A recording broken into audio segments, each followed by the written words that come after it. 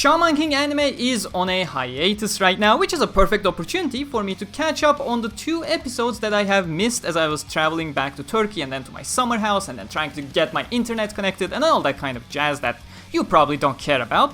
So, this time we're gonna be looking at episode 16 and episode 17. Luckily, the 2 episodes were basically a 2-parter building up on each other, and that's what we're gonna cover today with a Ryu-centric narrative. To be frank, I'm kinda glad I waited a little to do this because after I watched episode 16, I was like, that's an abrupt way to end the episode. I was completely thinking, they just covered that, Ryu won, okay, now we're gonna skip a whole bunch of stuff to the next narrative. But no, luckily, if I had done that as a single episode, I'd be quite mad.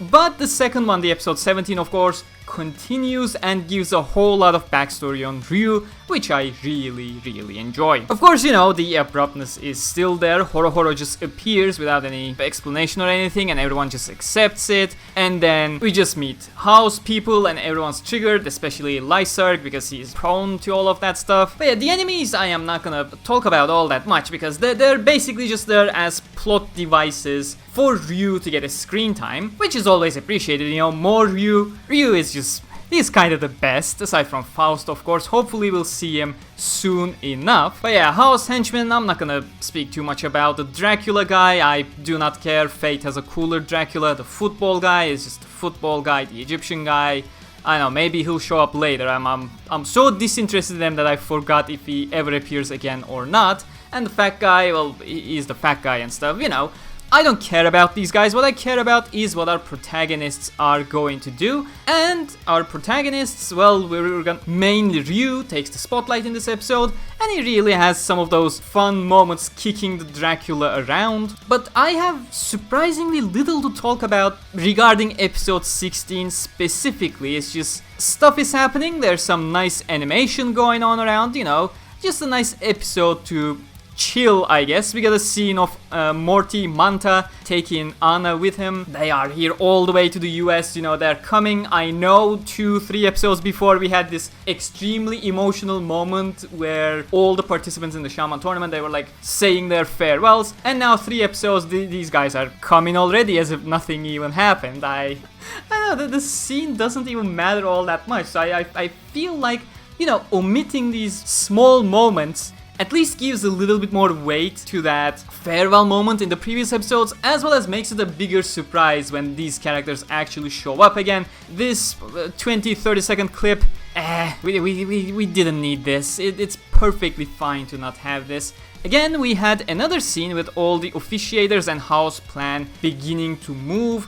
It's, again, just a reminder that all of these characters do exist, and I guess that is sort of fine for a show that is aimed at a slightly younger audience. Reminding them these characters still do exist. It's kind of important, especially if you're watching week to week. I'm still comparing this back to the times when I was watching this on TV. Of course, it's no different now. I'm just watching a computer screen when I'm not binging shows after they're over. But yeah, for kids, for younger audiences, let's not say kids, for younger audiences, this is fine, I guess. It's workable. I shouldn't complain that much. But yeah, the Dracula's background is just, the Dracula's background you've been knowing for decades at this point. Nothing different. I mean, I guess it's sort of different because he's kind of a descendant of the Dracula and stuff, but I don't care. Like, this episode, it just has cool shots, but not a lot of substance. I like the portion where Yoh is still very calm towards the situation when Lysark, of course possessed by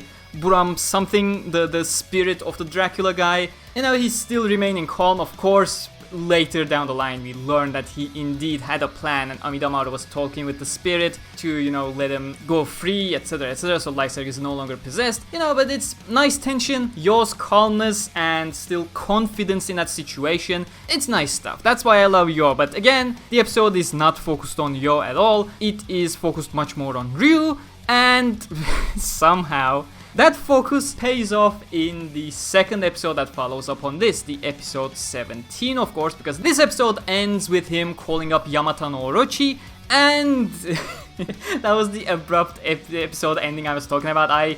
For some reason, I genuinely thought that was where they were wrapping up the entire narrative, And of course that wouldn't be possible because we're getting introduced to the X-Laws in the following episode as the continuation of this one. So yeah, maybe that was indeed a silly assumption of me. Of course I was traveling, I have my excuses, I was thinking clearly and all that kind of stuff. But yeah, the episode 17, after the opening, it straight begins with Ryu's, training, or rather trying to get trained by Yoh's grandfather. And he's like, I love his attitude and Grandpa's carelessness, for lack of a better word. I like the back and forth between Ryu and him. Of course, when it's involving Ryu, it's always a pleasant back and forth, whoever the second person is. But yeah, he's not even pulling his punches back. Yes, I am doing this to impress girls. How did you know, Pops? It's just nice character moments, but eventually, with Mikihisa convincing the grandfather as well, he indeed goes for the training. If I'm remembering correctly, I think this was really nicely covered in the original anime as well. I felt like it had a bit more weight back in the original anime when he was actually going for Yamata no Orochi. Of course, it was a bit more dramatic than this one as well. I think there was indeed a flood coming when the original anime adapted this, where Ryu had to, go head first into the incoming flood, which, yeah, on second thought, maybe less dramatic is a little bit more believable. But do we even care about believable stuff in a shonen show? That's kind of the back and forth you need to do inside your mind. I felt like that indeed fit Ryu really nicely with that coolness factor, but I don't care that much. It's a nice background for how Ryu got to this position. But yeah, around the midpoint of this episode 17,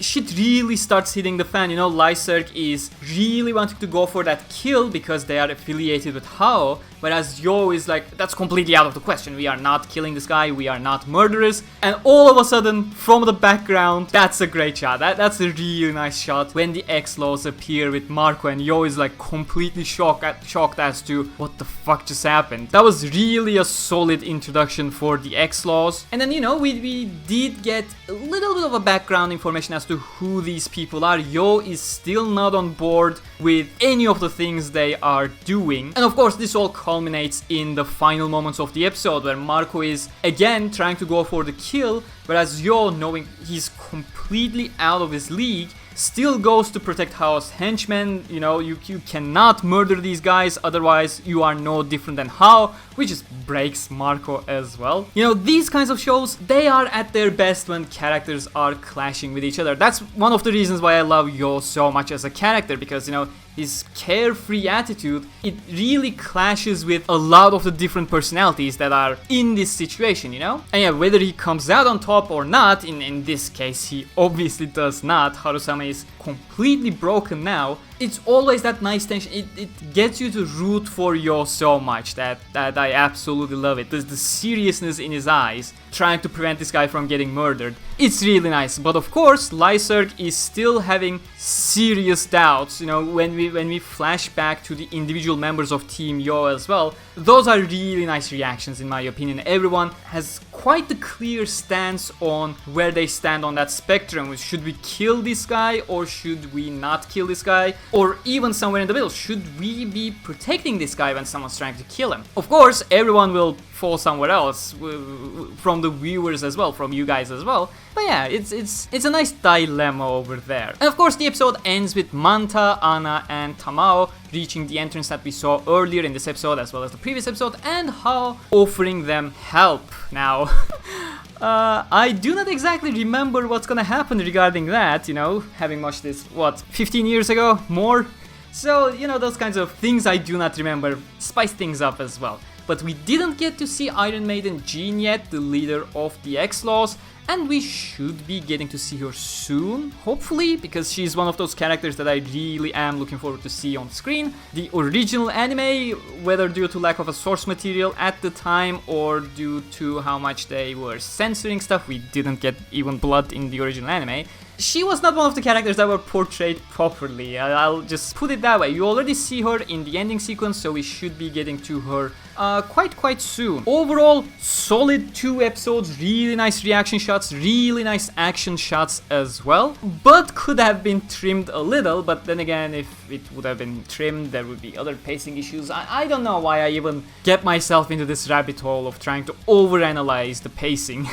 The 2 episodes were perfectly fine, they were fun, they conveyed what they needed to do, they gave Ryu incredible screen time, they gave Yoh the amount of screen time he actually deserved with the correct intenseness of the situation, they gave Lyserg some focus on that front. So yeah, I am quite happy about these 2 episodes, and I'll be having a nice break, and I think they're gonna be on a break next week as well. A 2-week break is what they're having. So this should be enough to catch me up. Next time we're gonna see the Great Spirit and my team. So I'm assuming we're gonna be reaching the